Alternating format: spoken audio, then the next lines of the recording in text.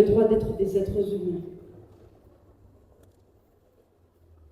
En juillet 1848, Adeline, vous nous dites, vous êtes donc enfin libre, ou je dirais du moins, vous avez un statut civil qui vous donne droit à la liberté. C'est notre problème. Qu'est-ce que vous faites, Adeline? Que recherchent vos parents à ce moment, en 1848? Mes parents et moi sommes partis sur les hauteurs de Petit-Bourg. On a défriché un carré de terre avec d'autres affranchis. On a cultivé tout ce qu'on voulait, tout sauf la canne. Et puis très peu de temps après, l'État a décidé d'un impôt de 20 francs, ce qui nous était impossible de payer, évidemment. Et on a été obligé de retourner sur les terres de notre ancien maître, M. Louis de Charentière. Cela est navrant. Adeline, confirmez devant la cause, s'il vous plaît. C'est bien cet impôt de 20 francs qui vous empêche de vous adonner une autre activité que celle de la canne. Absolument. Des décrets, des décisions, des lois, tout était fait pour qu'on soit obligé de cultiver la canne et rien d'autre. Alors que mes parents et tous les autres avaient décidé de devenir propriétaires, de cultiver ce qu'ils voulaient, de vendre sur le marché. Moi-même, j'avais envie de faire autre chose que ce que j'avais fait jusqu'à maintenant toute ma vie. Et avec cet impôt, il nous a été absolument impossible de conserver cette parcelle de terre et d'essayer de subvenir à nos propres besoins par nos propres moyens. Adeline souhaitait un peu de liberté. Ce passeport intérieur imposé par le gouverneur Pierrot en mars 1849 le lui interdit. Je n'ai pas d'autres questions, monsieur. Merci, maître de l'avenir. Maître de l'espoir, des questions à votre cliente? Oui, monsieur le président, j'ai quelques questions à poser à votre petite. Plus fort.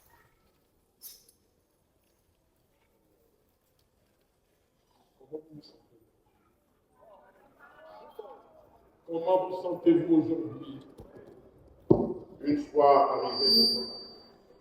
Aujourd'hui, je me sens Exprimez à vous votre malheur, vos douleurs.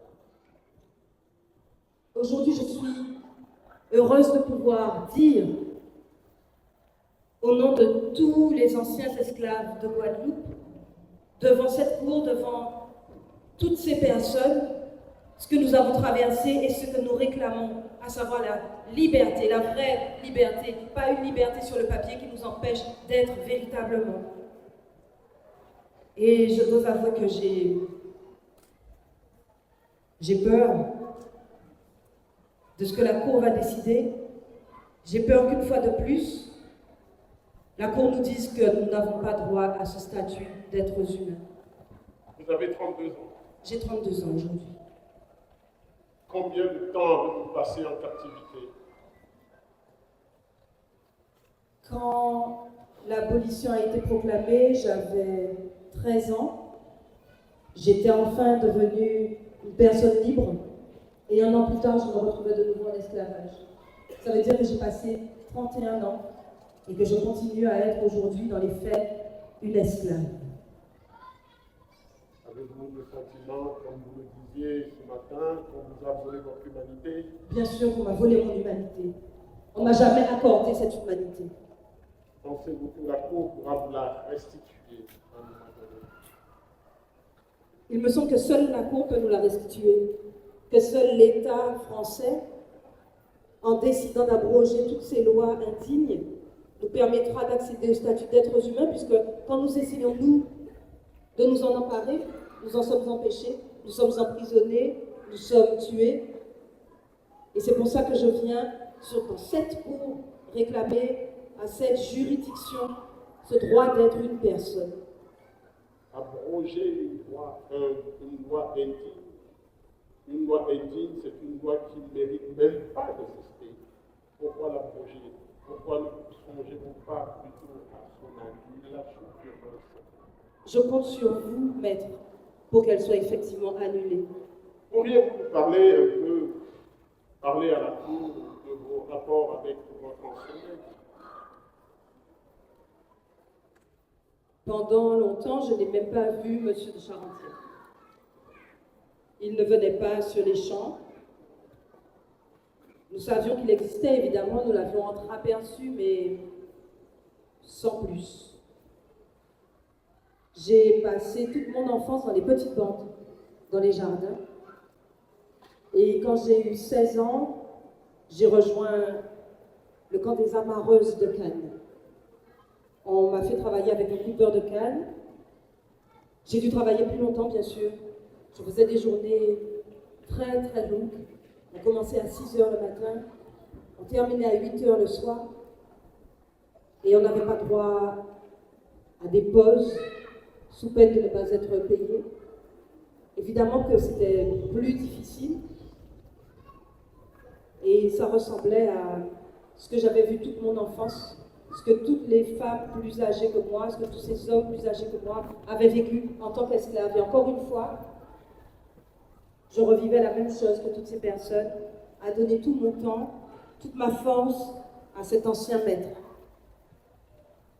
Mais il paraît qu'il y avait plus que ça.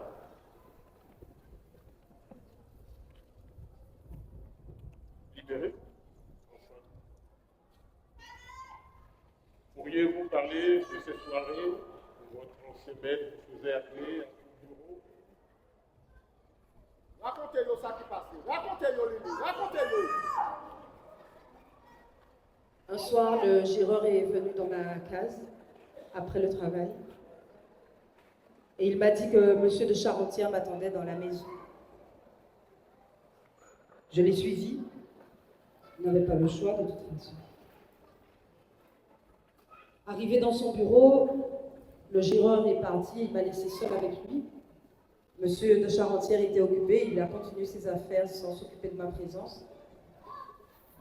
Et quand il a terminé, il a levé les yeux sur moi. Et pendant un long moment, il m'a regardé sans rien dire du tout. Je ne savais pas quoi faire. Je n'avais aucune idée de ce qu'il voulait. Et il a fini par me dire qu'il m'avait vu grandir et qu'aujourd'hui j'étais devenue une belle femme, désirable. Je n'ai pas répondu. J'ai attendu. Il s'est approché de moi, tellement près que je sentais son haleine. Il s'est mis à toucher toutes les parties de mon corps, en me demandant si j'avais déjà goûté de l'homme blanc. Pédophile!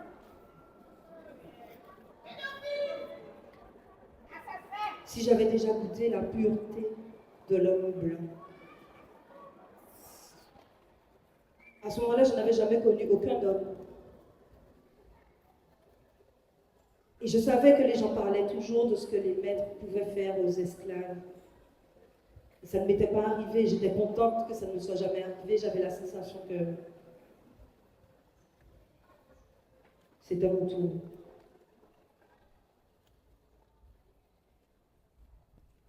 Monsieur de Charentière m'a jeté par terre. Il a arraché mes vêtements. Et ce qu'il a fait, je ne pourrai jamais le décrire. Je sais que j'ai eu tellement mal que j'ai fini par m'évanouir. Criminel!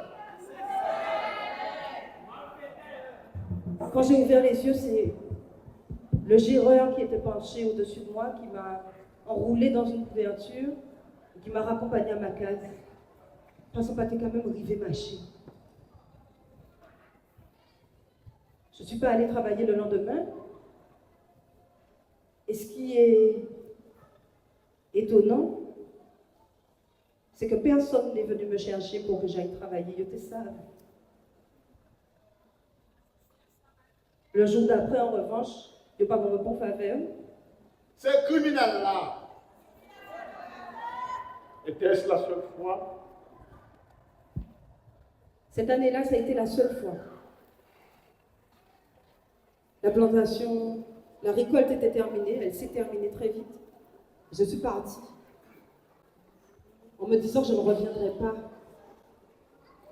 On était en 51 et j'espérais pouvoir travailler ailleurs. Mais partout où j'ai frappé à la porte, on m'a refusé du travail. Et j'ai appris par la suite, par le gérant de l'habitation Cicéron lui-même, que M. de Charentière avait donné des ordres pour que je ne sois pas embauchée ailleurs que chez lui. Alors quand j'y suis retournée, contrainte,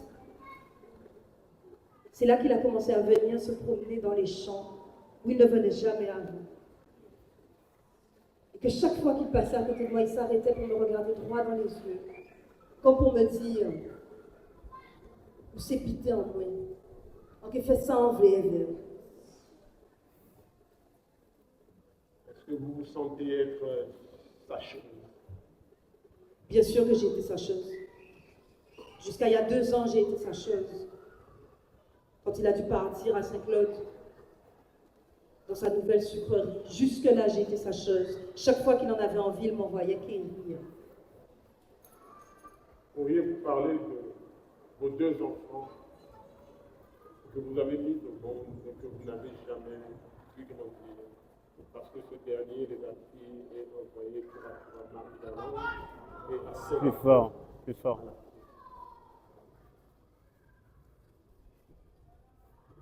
J'ai eu 2 enfants de ces viols. Je dois considérer que ce ne sont pas les miens. Et effectivement, M. de Charentière doit penser la même chose puisqu'il me les a arrachés. Et comme vous venez de le dire, maître, il les a envoyés loin. Je ne les vois jamais. Il arrive que j'ai des nouvelles. Mais évidemment, ça ne suffit pas.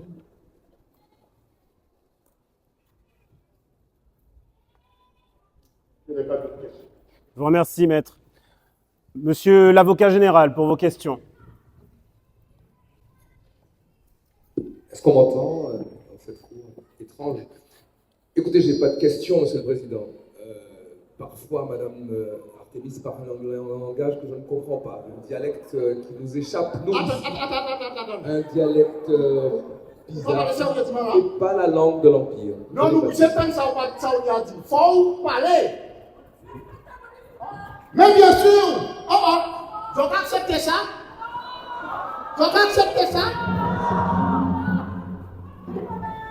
Il faut que le silence revienne dans les débats. La Je parole... confirme que je n'ai pas de questions à la partie civile qui est... Ah ouais, nous allons passer en mer. On sortit du... Vous allez passer en mer. Non, je l'ai dit, il faut comprendre, parce qu'il peut sortir côté ici. Je rappelle que je représente l'État français ici. Merci, monsieur l'avocat général. Maître Lapourie, pour la défense. Monsieur le Président, je vous remercie de donner enfin la parole à la défense dans cette procédure. Je n'aurai pour Mme Artémis que quelques questions. Je ne voudrais pas être trop long. Finalement, la partie civile nous aura déjà endormis par ces nombreuses, bien trop nombreuses questions. Madame Artémis, quelques questions. Vous n'ignoriez pas, après l'abolition, la situation économique catastrophique dans l'économie française, le risque de récession, le risque de faillite, l'absence de travailleurs dans les plantations. Et pourtant, vous avez refusé de travailler, Madame Artémis, vous avez refusé de travailler. Je n'ai jamais refusé de travailler. Vous n'avez pas refusé de travailler. Non. Pourtant, vous avez été condamné pour vagabondage. Pour vagabondage, Madame Artémis.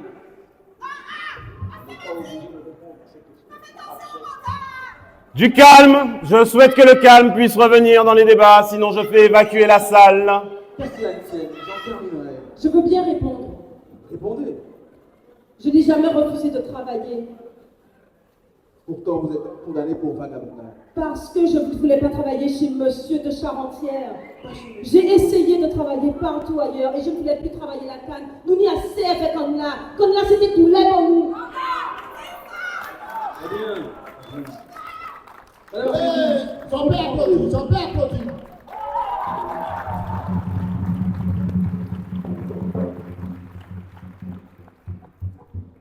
peut-être ma dernière question.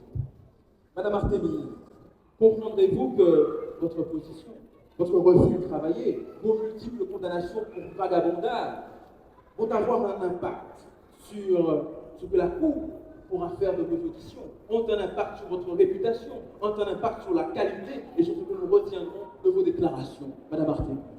Oui, je le comprends.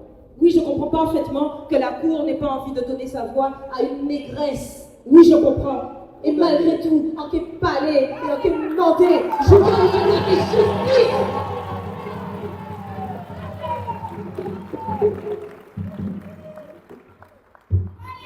Bien, merci maître. C'est votre...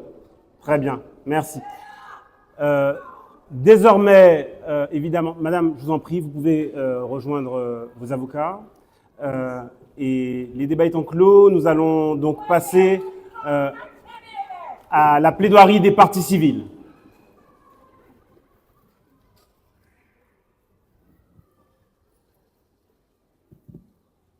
Union Bidadi. Alors, parlez. Ben, nous ne pouvons jamais attendre ici. Qu'est-ce que ça veut dire? Eh bien, nous ne pouvons pas attendre l'État. Et au besoin de l'État. Et il faut nous attendre l'État, puisque c'est l'État qui nous dit qu'il faut telle loi là. Alors, à titre exceptionnel, monsieur l'avocat général, je vais vous demander de prendre la parole en premier pour vos réquisitions.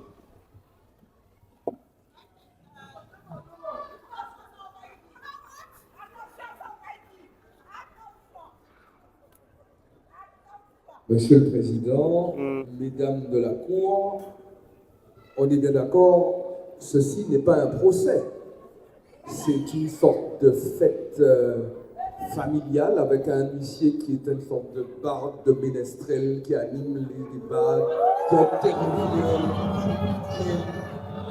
Ce n'est pas un procès. Un procès, il y a une demande claire faite par une partie civile avec des éléments qu'il porte au ministère public que je représente pour la belle chance que nous avons d'être français. Il y a de l'autre côté peut-être un brigand, peut-être un malfaiteur, et moi je n'ai que monsieur de la Charentière qui finalement a sauvé cette famille, et qui avait, je le comprends, mieux à faire que de venir assister à cette espèce de carnaval qui nous est offert dès 1867 alors que finalement, nous avions tous mieux à faire. La liberté, Monsieur le Président. Voilà ce que le pays a donné à ces gens, la liberté. La liberté, de mon point de vue, est une chose importante et j'ai l'impression qu'elle est ici bien mal en point. Que dit le droit? Que dit le droit? Parce que nous sommes là pour dire le droit. Le droit, c'est une loi intéressante, du 27 avril 1848. Qui a été signée et promulguée sous une république. Nous sommes en empire maintenant, mais il y avait un vent républicain il n'y a pas si longtemps. Et les républicains ont pensé que l'esclavage, ce n'était pas une chose bien, et je peux aller dans le sens de me dire que l'esclavage n'était pas une chose bien, même si je ne suis pas moi-même républicain et suis là pour représenter l'empire. Alors cette fièvre républicaine de 48 était portée par un sous-secrétaire d'État qui avait fait un voyage à Cuba, un certain Victor Schellcher.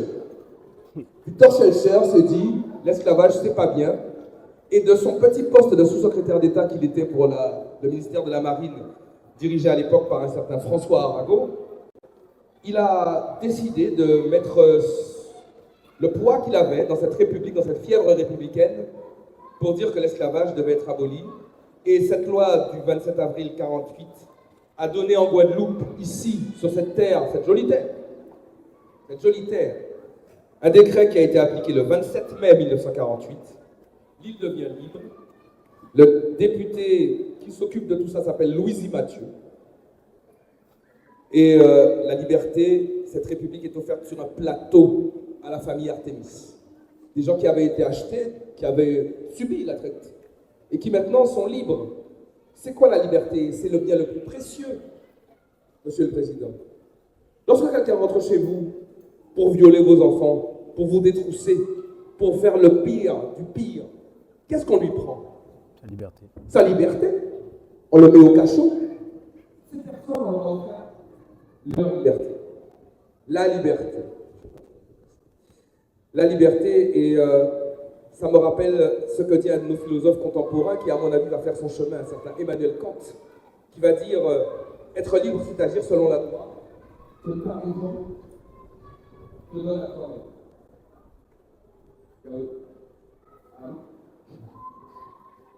Madame Artémis, c'est ça que votre raison vous a dit de faire? C'est ça que votre raison vous a dit de faire, Madame Artémis?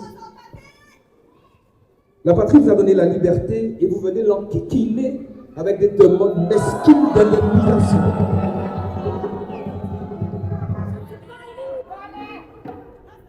Qui est-ce qu'on indemnise? Qui est-ce qu'on indemnise? Est-ce qu'on indemnise celui à qui on a tout donné ou est-ce qu'on indemnise celui qui a perdu quelque chose?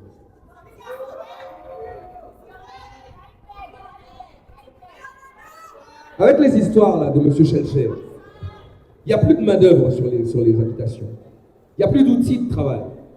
Et même si on est pour ou contre l'esclavage, ce qui est clair pour les exploitants, c'est qu'ils n'ont plus d'outils de travail. Et que finalement, c'est le peuple de ce pays qui ne pourra plus manger. Alors, ce n'était pas eux qu'il fallait indemniser pour qu'ils puissent continuer à donner du travail aux personnes.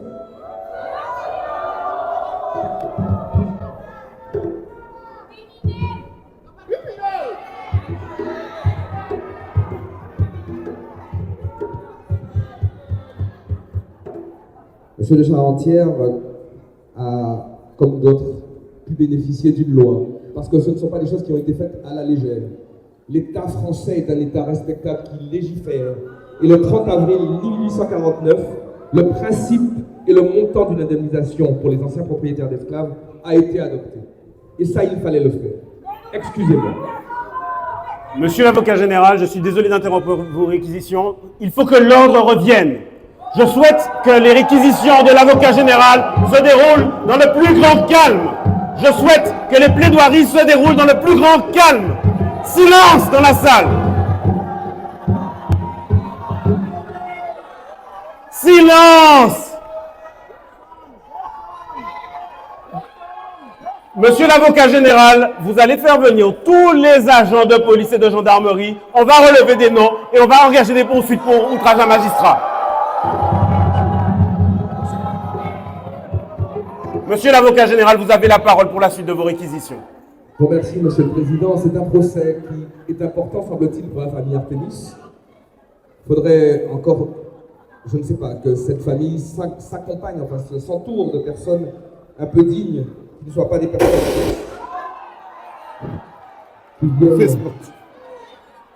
qui viennent empêcher à la France de dire ce qu'elle a à dire dans cette colonie qui est la sienne.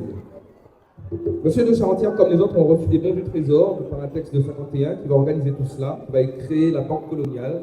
Il va recevoir 104 384 francs parce qu'il avait des esclaves et que c'est 1000 francs pour un homme et 800 pour une femme. Il va avoir la somme qui lui permet aujourd'hui de continuer à travailler pour ce pays. Et je salue l'avocat, maître Lapourie, qui a un nom qui n'a rien à voir avec la qualité de son travail, pour accompagner M. de Charentière dans cette difficile tâche qui est de faire travailler les gens de ce pays. Il faut les faire travailler, les gens de ce pays. Ça lui a permis de nourrir ce pays, de nourrir les gens de ce pays, à les payer. Et permettez-moi, Monsieur le Président, de me projeter un peu dans l'avenir. Nous sommes en 1867, mais quelque chose me dit que cette indemnisation va permettre beaucoup de choses à ce pays. Elle va permettre la survie de ce peuple. Ce peuple dont la survie passera par le détroit de la Darse, qui ne sera pas contrôlé par des Iraniens, et leur permettra d'aller jusqu'à l'habitation d'Estréland, avec l'habitation d'Estréland, si bien gérée cette habitation d'Estréland. Et quand je me projette dans l'avenir, je vois aussi que nos ingénieurs concevront des petits chariots en fer avec des petits trous. Ils pousseront tous ensemble ces chariots. Tout le monde sera ici, ils seront là avec leurs petits chariots. Et ils le rempliront, le chariot. Ils le remplissent, du champagne. Puis ils auront du mal à prononcer le nom de champagne. Et ils mettront du champagne. Et ils seront heureux, ces personnes. Voilà ce que l'indemnisation permet. Voilà ce que l'indemnisation permet ici. ils en boiront, et du champagne, plus que dans le Limousin, plus qu'en Franche-Comté, ils boiront du champagne, ils en boiront ici. Et ils seront heureux, ils danseront, après ils revendront le champagne le dimanche, dans des déjeuners, campêtres, je ne sais quoi. Ils les demanderont à leurs propres concitoyens. Ils seront heureux, il y aura de la musique, il y aura des musiciens. Il y en aura 2, il y en aura 20, il y en aura 440, il y aura des musiciens. Voilà ce qui va se passer, voilà ce qu'on permet l'indemnisation qu'on a donnée aujourd'hui. Alors on arrête un peu de penser que l'État français est mauvais. Et puis. Et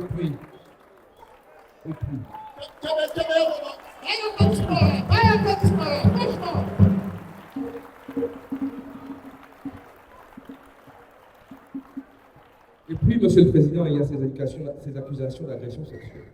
Alors, nous allons faire un peu de droit, on va distinguer 2 périodes. On va distinguer avant 48 et après 48. Silence dans la salle. Madame, je vais vous faire évacuer. Il faudra prendre le nom de cette dame en rouge qui n'arrête pas depuis le début de perturber l'organisation générale de cette chose qu'on peut appeler procès. Allez-y. Continue, Monsieur le Président. Oui, allez-y, Monsieur l'avocat général. Nous sommes d'accord que ces personnes avaient le statut d'esclave. Et même l'esclavage était régi par un texte qui n'est pas encore abrogé ni même aboli, même s'il est devenu caduc avec la loi de 48. Ce texte, c'est le Code noir. Le Code noir. Il a un nom qui peut laisser penser qu'il ne s'adresse qu'aux Noirs, mais en fait, c'est un texte qui s'adresse à ceux qui doivent gérer l'esclavage. L'article 44 du Code noir est clair. L'esclave est un bien meuble, pas une personne. Donc, avant 48, Madame Artémis, avant 48, il n'y a pas d'agression sexuelle. Vous êtes comme... Mais, je suis désolé, vous êtes comme le caleçon que porte votre maître. Quand il le porte, moi-même le caleçon portait plainte pour agression sexuelle. Enfin, ça n'a pas de sens. Après 48, après la libération offerte par M. Schellcher, le Code noir devient caduc. Et Mme Artémis, qui était d'abord l'esclave de M. de Charentière, va dire elle-même qu'elle continue à l'appeler maître. Et quand elle balance son corps pratiquement tous les soirs pour se rendre à son bureau, parce qu'elle vous a dit des choses, mais dans le dossier, Monsieur le Président, on ne voit rien de tout ce qui est dit, on voit quelqu'un qui, effectivement, se rend dans ce bureau, et rien ne démontre qu'elle est forcée. Et si elle l'appelle maître, c'est que, alors que ce n'est pas son maître, c'est qu'elle est sa maîtresse. Les choses sont claires. Et 2 enfants sont nés, et il n'y a plus en ce moment rien à dire d'autre. Et je ne sais pas ce qui se passe d'ailleurs. En ce moment, nous avons au niveau du parquet, nous avons des remontées comme ça, il y a quelques très bons géreurs qui se retrouvent avec des personnes qui viennent dire. On a le parbleu qui est venu se plaindre, il y a le géreur Epstein, et là on a une dernière, là, le géreur Bruel qui est embêté. Alors on va certainement devoir revoir certaines choses pour que ces personnes ne soient plus dérangées par ce genre de problème. Ces géreurs-là font leur travail. Oui, applaudis.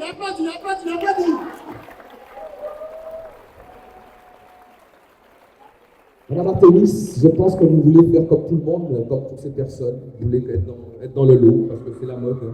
Comme dirait l'ennemi anglais, me too, moi aussi.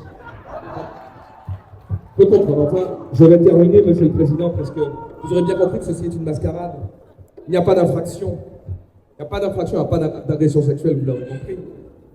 Il n'y a pas de droit à indemnisation aux gens qui ont eu le bien le plus précieux qu'est la liberté. Et lorsqu'on a assez donné, on ne peut pas continuer à tendre la main, l'État. Il y a un moment où il faut se mettre au travail, monsieur là. Qu'est-ce que vous voulez?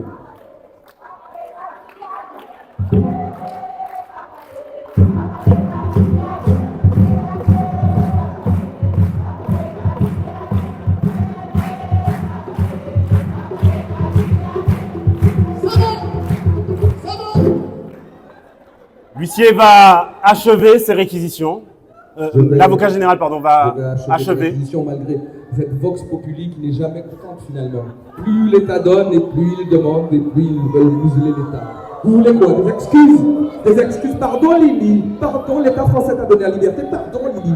On va s'excuser de leur tout donner. On va s'excuser que ici, là, tout se passe. On va faire mieux. Et je terminerai par là. On va faire mieux. Dans quelques années, on va vous faire un bâtiment. Comme ça, vous viendrez cracher sur l'État français. On va faire ça sur une ancienne usine. Comme vous n'aimez pas les exploitants, on va faire ça sur une ancienne usine. Comme ça, vous viendrez. On fait ça au bord de la mer, tranquillement. On va appeler ça le central, le mémorial, enfin on verra. On va vous faire ça. Merci.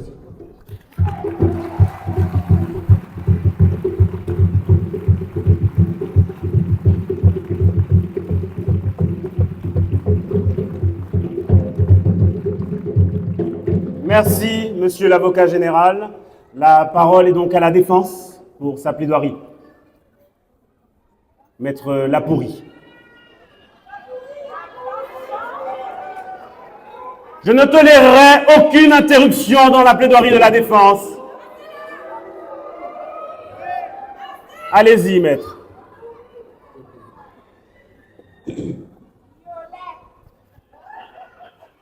Monsieur le Président, Mesdames, Messieurs de la Cour, j'ai donc devant vous, une fois encore, l'immense honneur et la responsabilité de la défense. Ce soir, ce n'est pas seulement un homme qui entre dans cette salle d'audience, Monsieur Louis de Charentière. Ce sont des siècles de ports, des siècles de plantations, des siècles de navires, des siècles de négoces, des siècles de monarchie, d'empire, de révolution, de république, des siècles de lois françaises. Monsieur le Président, Mesdames de la Cour, on demande aujourd'hui à votre juridiction de condamner un homme pour avoir vécu selon les lois de son temps. Voilà ce que l'on vous demande, Monsieur le Président, de condamner un homme qui a simplement vécu selon les lois de son temps. Entendez-moi, je veux être parfaitement compris. Je ne viens pas devant vous dire que la souffrance n'a pas existé. Je ne viens pas nier les chaînes, les fouets, les humiliations, les larmes. Je ne viens pas effacer les cicatrices pour laisser des décennies de servitude dans la chair des hommes et dans la mémoire des peuples. Non. Certes, non. Et grand Dieu, non. Mais la justice, Monsieur le Président, la justice ne peut être gouvernée par la seule émotion. Car lorsque l'émotion entre dans le prétoire, alors c'est le droit qui en sort. Et nous ne le tolérerons pas, Monsieur le Président. Je remercie l'assistance pour ce silence. Enfin.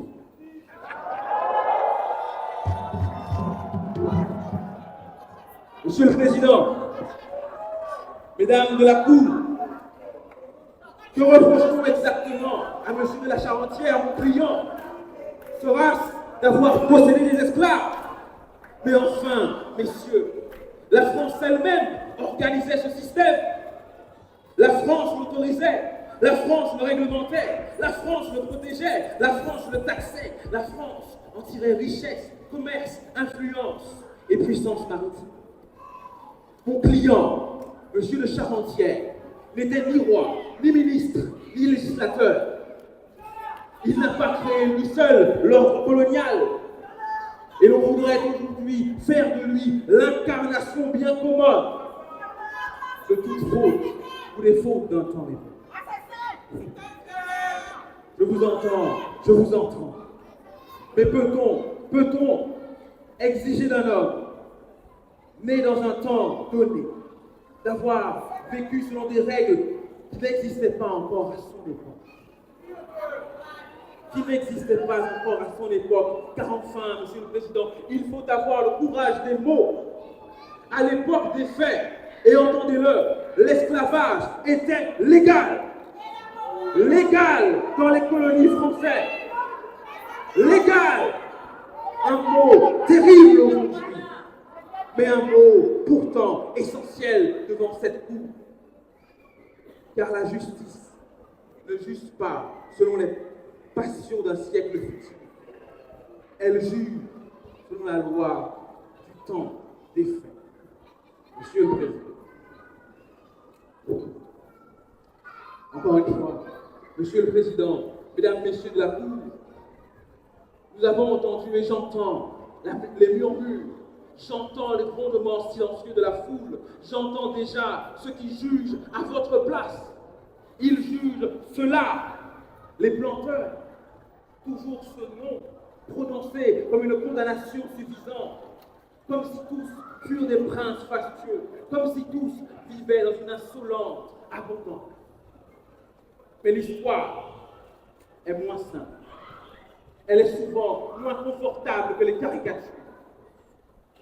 Je vous le demande, à vous la foule, à vous le murmure, qu'est-il advenu réellement des planteurs après l'abolition? Qu'est-il advenu d'eux? Certains se sont enrichis, certes, certains ont prospéré, certes, mais combien se sont effondrés? Combien ont vu leur habitation ruinée? Combien ont croulé sous les emprunts contractés? Combien ont été emportés par la Silence dans la salle! Silence dans la salle! Silence! Combien? Maître, poursuivez. On parle aujourd'hui. On parle des planteurs comme des hommes.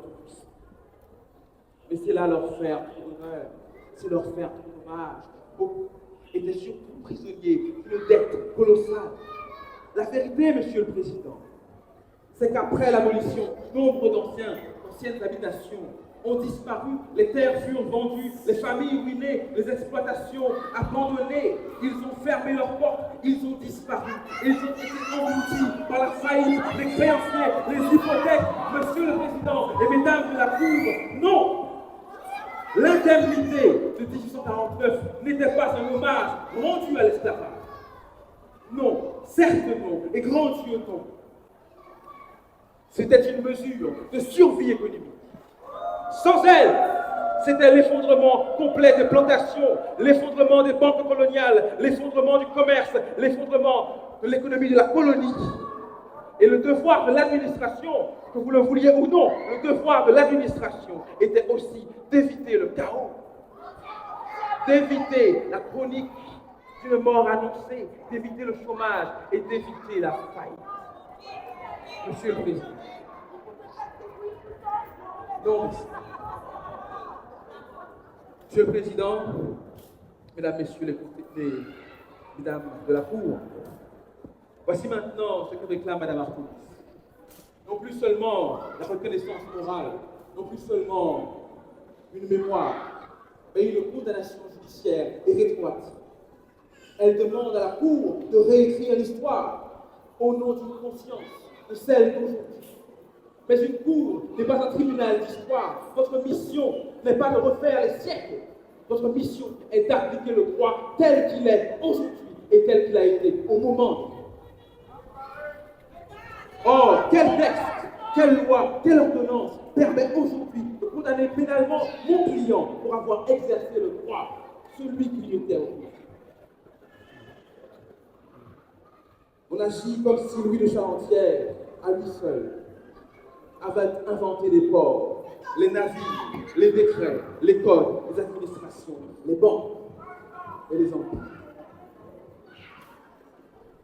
Monsieur le Président, vous jugerez mon client. Vous jugerez Monsieur de Charentière. Si la loi de son temps l'y condamne. Mais s'il faut, pour le condamner aujourd'hui, réécrire les lois d'hier à l'encre des consciences d'aujourd'hui, alors ce n'est plus de la justice. C'est de l'histoire. C'est la fin. C'est le mur. J'en aurai.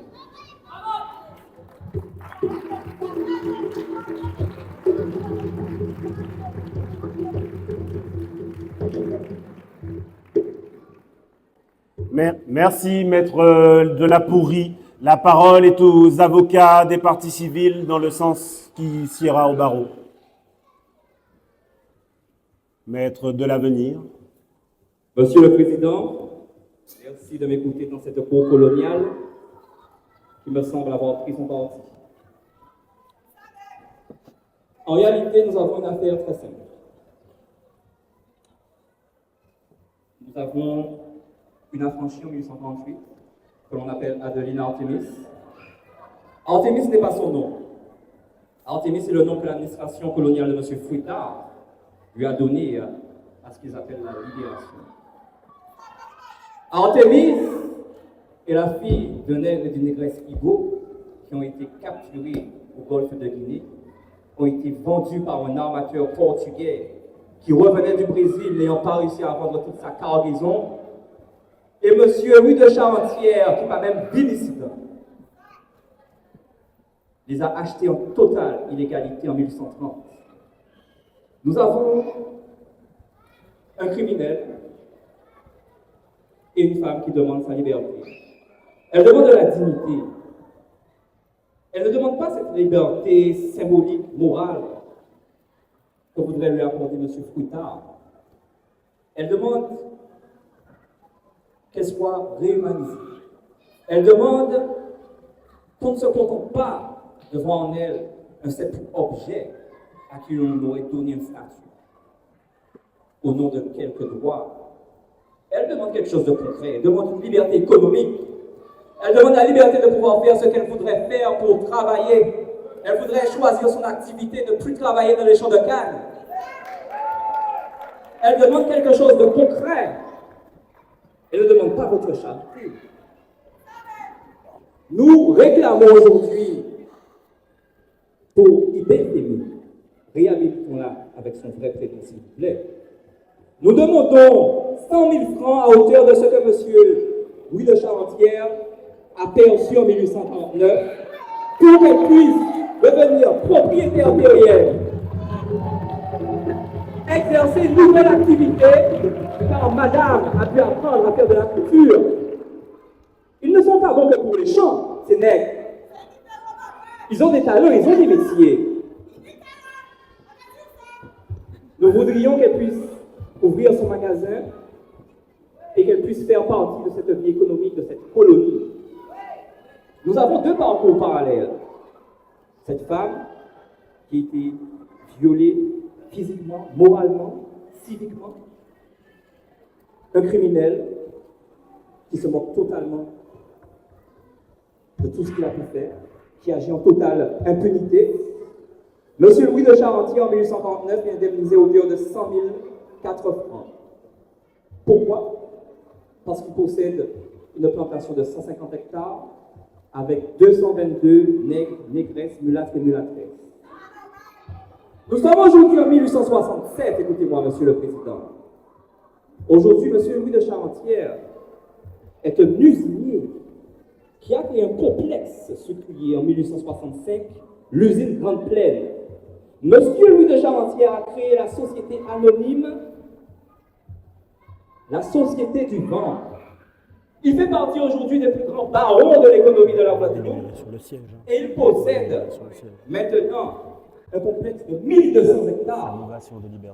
Monsieur Louis de Charentière s'est enrichi, pas seulement sur cette indemnité de la loi du 30 avril 1849. En réalité, si nous regardons bien, c'est un montant qui est dérisoire par rapport à ce que le système colonial met en place. Avec, je cite, la création de cette banque coloniale de la Guadeloupe en 1852, et M. Louis de Charentière sera bien évidemment, en tant que propriétaire indemnisé de plus de 1000 francs, un actionnaire d'office. C'est avec ces capitaux que M. Louis de Charentière va ensuite souscrire à un prêt du Crédit foncier colonial créé en 1860, modifié en 1863 sous un autre nom. Mais dès le départ, nous avions cette vision de donner, ils avaient cette vision de donner plus de terre à des messieurs, des vampires, comme M. Louis de Charentière. Tel est le résultat aujourd'hui. C'est très simple. Un criminel qui s'est enrichi, qui continuera de s'enrichir, et une femme qui demande tout simplement sa véritable liberté.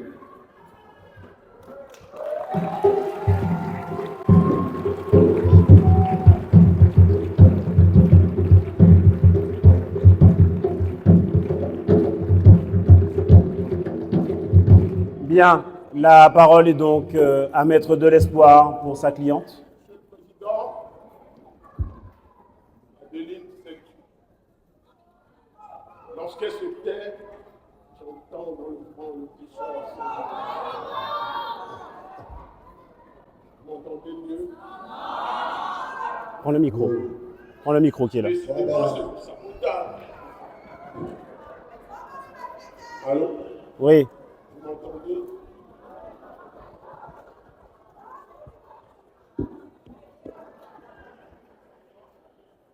Monsieur le Président, Mesdames de la Cour,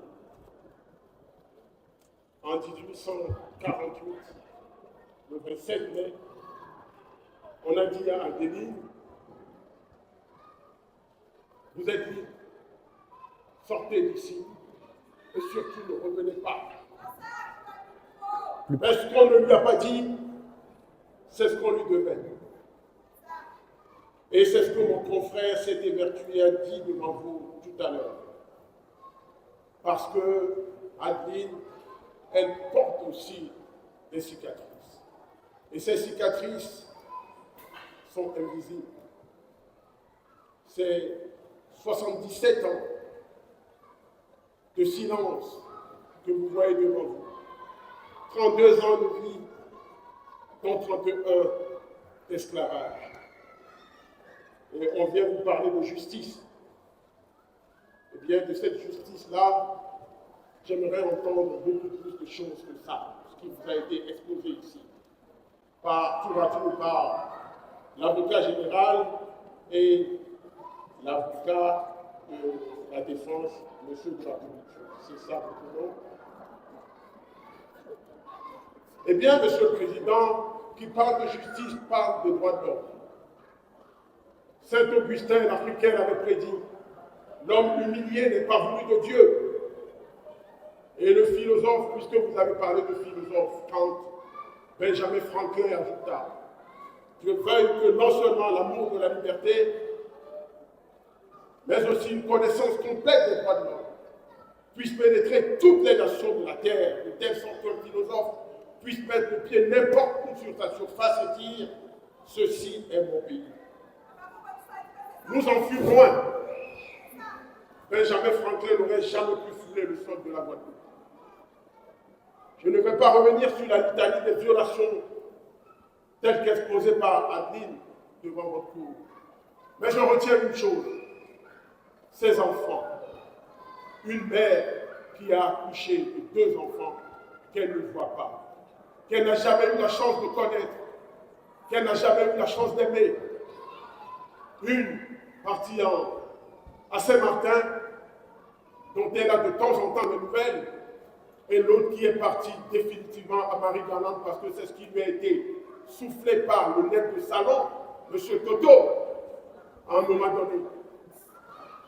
Cet enfant qui se trouve en Marie-Galante, elle n'en a jamais entendu parler. Elle ne sait pas si cet enfant vit.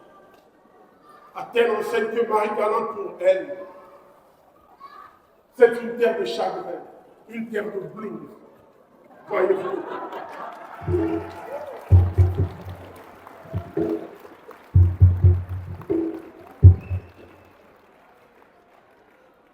On a essayé devant vous, aujourd'hui, devant cette cour, de vous faire entendre que le code noir, cette saloperie, si je peux me permettre de vous dire la vérité, comme je le ressens dans mon esprit, qui n'aurait jamais dû exister, que vous devez l'appliquer, que vous devez le respecter.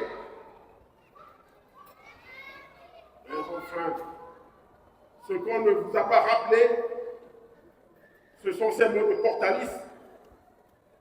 Le juge est la bouche de la loi lorsque le législateur a parlé. Eh bien, quand le législateur dit faux, le juge doit dire vrai, doit le remettre à sa place. C'est ce que je viens vous demander aujourd'hui au nom d'Adeline. Voyez-vous, Monsieur le Président, Mesdames, vous ne pouvez pas accepter aujourd'hui que ce code inique, ce code abject, ce code noir puisse être appliqué encore une fois. On vous parle de d'abrogation à tort, on ne peut pas l'entendre, parce que pour être abrogé, je suppose qu'il s'agirait d'une loi qui aurait pu exister dans sa plénitude, une loi juste, une loi, si vous permettez, légale, tout simplement. Or, tout ce qui est marqué dans cette loi, vous le savez très bien, ça ne vous ressemble pas, ça ne ressemble même pas à votre morale à vous, Monsieur le Président, Mesdames de la Cour. Vous devez l'annuler dans votre esprit, de telle sorte que les jugements, les arrêts que vous serez appelés à rendre aujourd'hui pour admis, que vous l'aimiez ou pas, ce n'est pas le propos. Je ne vous demande pas de faire plaisir à Adeline, mais de dire le droit, selon votre conscience et votre conviction intime. Ne vous laissez pas molester par le ministère public. L'indépendance, c'est vous. La justice, c'est vous. Vous devez la rendre aujourd'hui pour Adeline. Alors, je vous demande de lui rendre cette justice-là parce que c'est écrit noir sur blanc que lorsqu'on a subi un préjudice, on a le droit à réparation. Les préjudices subis sont lesquels? Je vais vous les rappeler. 31 ans d'esclavage, de travaux forcés dans les champs. Et comme si ce n'était pas suffisant, elle-même son corps, parce qu'elle a la malchance d'être belle, était devenue la friandise de son maître, de son ex-maître, qui pouvait en faire ce qu'il veut. Il en consommait à volonté. C'est ça que vous devez avoir à l'esprit. Je vous demanderai de condamner cet homme absent qui ne vous respecte pas. J'avais encore quelques grains d'espoir en venant ici devant vous aujourd'hui, me disant, je vais enfin voir cet homme, ce diable personnifié. Mais je n'ai pas de la chance. Je n'ai pas de chance définitivement de voir ce monsieur de la ferrière, comment vous l'appelez déjà, confrère? De la charnière. Je ne l'ai pas vu. Parce qu'il n'a rien à faire de vous. Il faut conclure, maître. De vous, il n'en a rien à foutre. Monsieur le Président, Mesdames. Il faut conclure, maître. Entendez mon appel. Vous n'êtes que juge, je sais. Vous ne jugez qu'un homme absent, je sais. Mais vous portez dans vos mains le destin de la dignité humaine.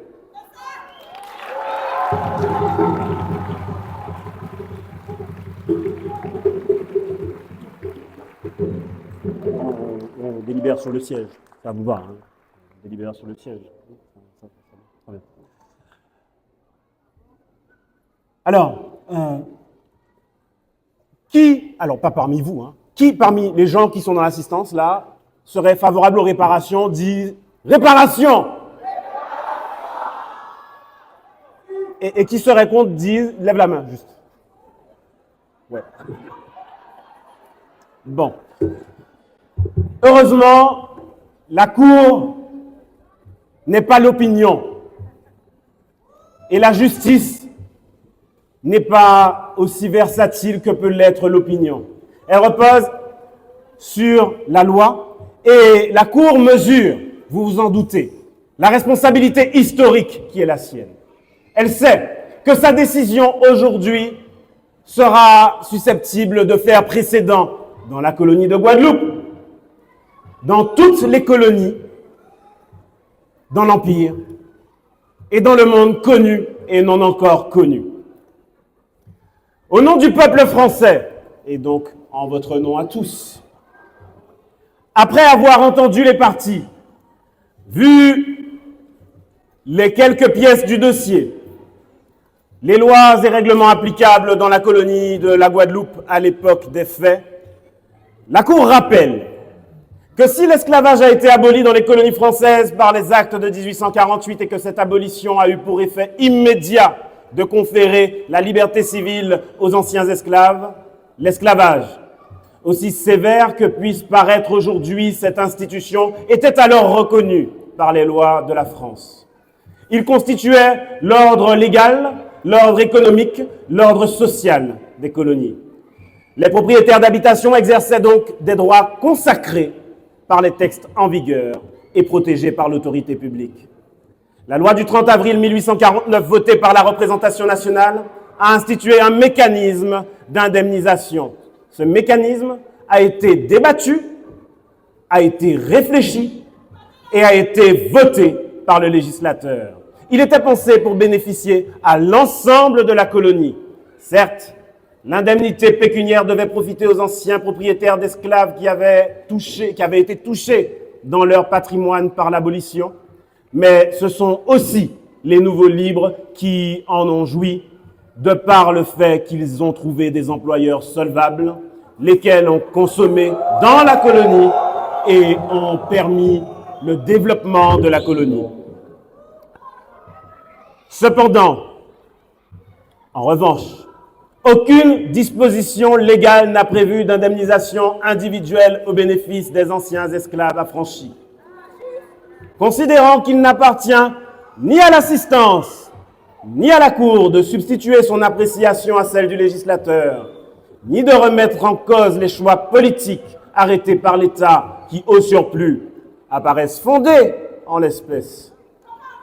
Considérant que les faits dénoncés par la plaignante se rattachent à un régime juridique antérieur, désormais aboli, mais qui au moment des faits était reconnu et organisé par les lois en vigueur dans la colonie française, il en ressort que la responsabilité personnelle de M. Louis de Charentière ne saurait être engagée pour avoir exercé des droits alors légalement reconnus par l'ordre colonial.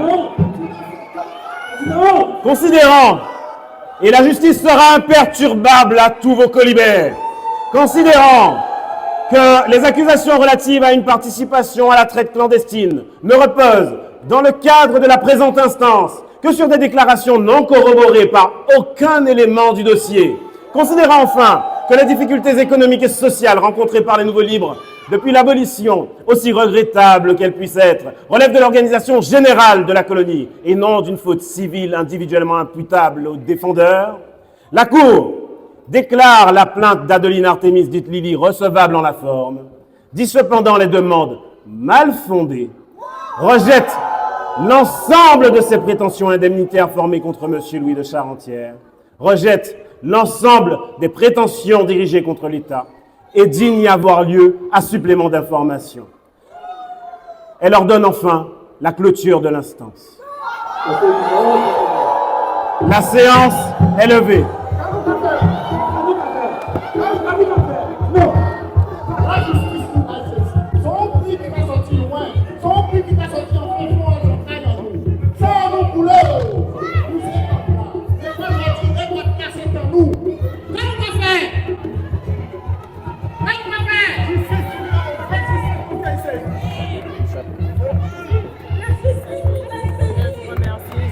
Mais pour saluer. Restez là. On va saluer. Je vous prie de saluer Madame Narcisse qui a joué notre vaillante plaignante. Ses avocats, Messieurs Lavner, Maître Amégé, Maximilien, les avocats de la partie civile. Je vous prie aussi de saluer l'avocat général qu'on a tous adoré détester. Maître Lapourie, un rôle tenu brillamment et contre vents et marées par Monsieur Maître Bad, Willy. La Cour, quant aux complices, présidée par Maître Lapin, président du conseil d'administration du MAC. Et nos magistrats assesseurs, que je demande d'être avancés, qui ne sont autres que les membres du personnel du Memorial Act. Il s'appelle Aurélie, Loane, Amel, Alice, merci beaucoup. Comme je vous ai dit, c'est le fruit d'une vraie collaboration transversale. Mais on ne pourrait pas ne pas parler du griot. Monsieur Bolbec, un huissier agité. Bien merci, vite, vite. Nous remercions aussi cet embouillé-là qui vient, qui vont nous une belle fosse. Bien merci. Oh, bien merci. Monsieur Régis Poltin, il n'y a pas son nom. Thierry Gabin. Merci. Et merci à Zot, parce que c'est sans Zot et procès là, ça n'a pas été fait. Donc bien merci. Ils ont demandé un prochain procès, pas peine. Restez connectés, nous avons fait. Bien merci. Et encore une fois, merci à l'ordre du barreau de Guadeloupe, sans qui on n'aurait pas eu ces 3 brillants avocats. Et merci à Maître Chevry au premier rang, sans qui ils n'aurions pu décider de cette cour. Merci beaucoup, Maître Chevry. Merci.